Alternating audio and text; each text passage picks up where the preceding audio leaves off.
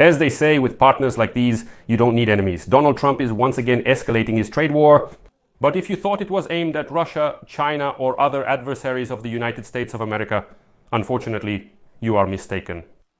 Instead of imposing additional sanctions against Russia, instead of introducing at least some tariffs against Russia, Donald Trump today threatened to impose 50% tariffs on almost all goods from the European Union, citing a lack of progress in the current trade negotiations with the Europeans. And he stated that the Europeans are supposedly robbing the United States of America, refusing to agree to any deal, so it's necessary to slap 50% tariffs on absolutely everything. My name is Alexei Pechi. Today is the 23rd of May on the calendar. Let's discuss this topic together, analyze what's really hiding behind Donald Trump's statements. But before we begin, I ask you to subscribe to the channel, like this episode, and leave a comment, so that YouTube's algorithms promote this episode and as many viewers as possible can see it. Also subscribe to my Telegram channel. The link is in the description for this video. There we publish up-to-date news as soon as it becomes available. So today Donald Trump wrote the following on his social network.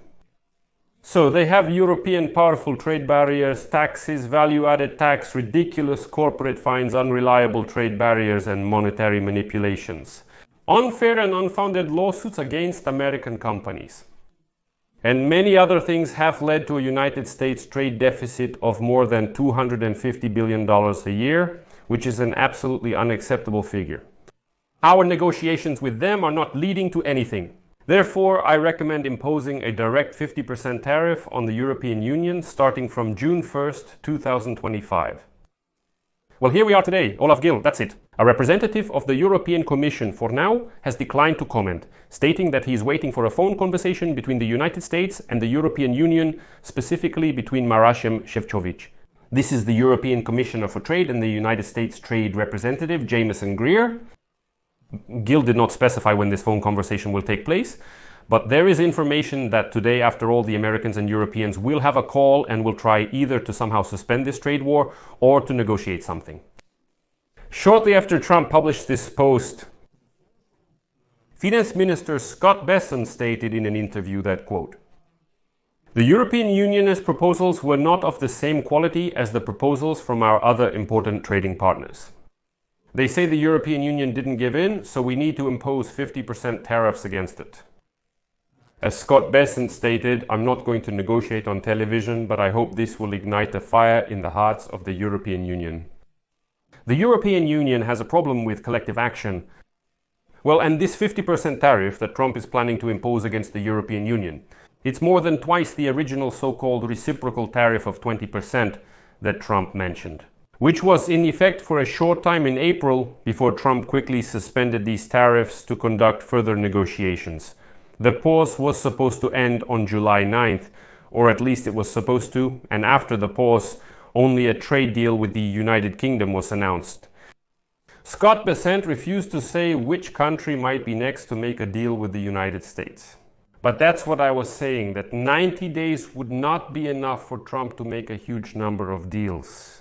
This idea is bound to fail, and it's failing right in front of us. However, Scott Bessent said that the negotiations have made significant progress. India and many Asian countries have presented very good deals, although a week ago Trump said that India wasn't offering anything worthwhile. According to Bessent, among the 18 key trading partners, most are negotiating diligently, with the European Union being the exception. Well, as Trump emphasized in his post, he is particularly concerned about unreliable trade barriers, as he has repeatedly called them, as well as countries or trade blocs that have a trade deficit with the United States. This happens when the United States buys more from another trading partner than that country buys from the United States of America. Well, by the way, this is probably the first time Donald Trump made a small mistake with the zeros when naming the amount of the trade deficit, and for the first time it was in the direction of a decrease. The thing is, according to the United States Department of Commerce, last year the United States trade deficit with the European Union amounted to $236 billion, not millions. So here Trump made a small mistake. As for the so-called non-monetary trade barriers, Trump criticized the European Union for having a value-added tax. Well, and also the tax on digital services, the so-called measure. Let me explain here. Value-added tax is a consumption tax that is calculated in such a way that consumers pay all the taxes that went into creating the final product they purchase. However, when the European Union exports goods to the United States of America, for example, the value-added tax is refunded. Meanwhile, when the United States exports goods to the European Union, that same value-added tax is charged on those goods. As for the digital services tax, it is imposed on the gross income that online companies receive from providing services to users. Country C can tax all the income collected by large companies operating on the internet, even if the business is completely unprofitable. This can include what they collect from data sales, advertising, payments they receive for subscriptions, software, and so on. That is, absolutely all types of online services that users pay for are subject to this digital services tax. And according to a report published last year by the Nonpartisan Congressional Research Service, American companies, specifically major tech giants like Meta, Apple, Google, and Amazon, are disproportionately affected by these taxes. So Europe is indeed charging them quite a high tax for providing their online services within the territory of the European Union. And these comments by Trump came after another post on the topic of trade on the website, which contained a threat to impose a 25% tariff on the company. If this company does not produce iPhones in America, that is, if iPhones continue to be manufactured in China, then Trump says in that case we will impose a 25% tariff in the territory of the United States of America. He is already targeting his own companies. And earlier this week, Trump met with Chief Executive Officer Tim Cook, as well as during his trip to the Middle East a week earlier. He has already met with Tim Cook twice, but they seemingly failed to reach an agreement. Bessent, the United States Secretary of the Treasury, said that he also spoke with Cook and the discussions went well. So it's unclear what actually prompted Trump to escalate this trade war against the company. Cook previously stated that he would move iPhone production for the United States to India from China in order to pay a lower tariff. However, Trump said last week and on Friday that he is upset that iPhones are not being produced in the United States of America. Although that same Tim Cook has already explained that if we produce iPhones in America, they will become at least $300 to $500 more expensive. Producing iPhones in the United States is very expensive.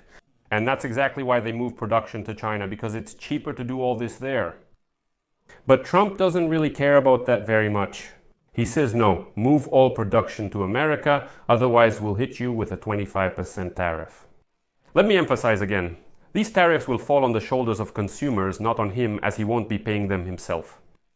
But it has already reached the point where even in the United States of America, prices have started to rise, specifically for those goods that are imported into the United States of America. Because you have to pay the tariff, and he is not going to pay for it himself. He just takes and raises the prices, says the consumer. Buyers, you pay these Donald Trump tariffs yourselves.